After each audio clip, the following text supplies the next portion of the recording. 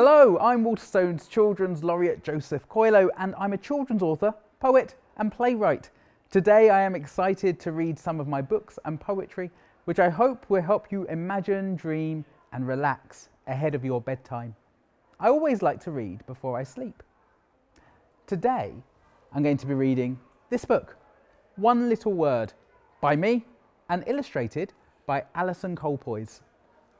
And it starts like this. The argument comes from nowhere. It sits huge and bloated in the middle of the playground between me and my best friend. I don't know where it came from. I don't know its name. I think it's here because of us. We yelled and it came. All the kids in the playground give it funny looks. I stick out my tongue. My best friend screws up his face, and the argument does nothing but grow. I call it a bad name. My best friend shouts a bad word, and the argument does nothing but grow some more. We play separately on different sides of the playground. It feels like we have never been so far apart, with the argument stretched out between us, scaly and hairy, spiky and mean. For a little while, I forget about it. I tell the others, I don't care, it doesn't matter. But I do care, and it matters a lot. The argument's paw lays over the slide, spoiling our fun. The argument's tail winds around the roundabout, spoiling their fun. The argument's shadow shudders over us, and it's not fun. And just like that, we all get mad. Every single one of us. Addo rains mountains, Melanie storms thorns, a bus spins nightmares, Maz gusts lava. And my old best friend and I yell, "You're not my best friend anymore." The argument grins and balloons, pushing up against Addo and Melanie, squashing a bus and Maz, lifting me and my enemy higher and higher as we shout and rage, scream and fume at the top of the humongous argument. I stand opposite my enemy.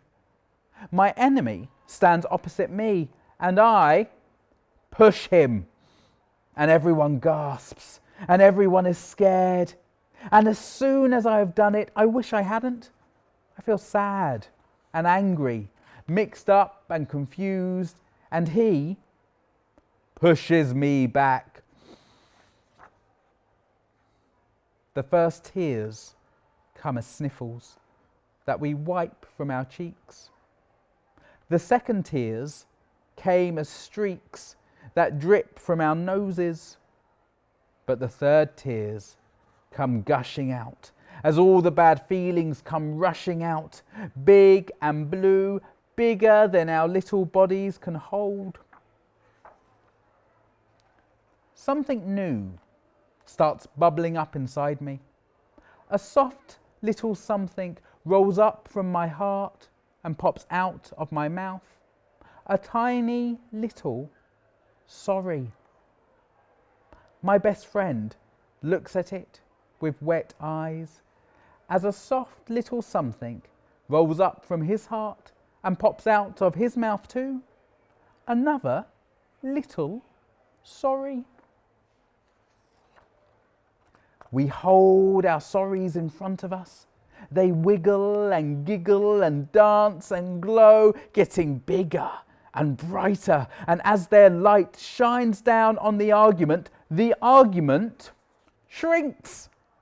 Little by little, the argument we made gets smaller and smaller. Its paws slink away from the slide. Its tail unwraps from the roundabout. Its cold, dark shadow leaves us. The argument gets tiny. We crowd around on hands and knees, peering and squinting until it shies away to nothing. Very soon, we can't remember what it looked like or even why it came in the first place.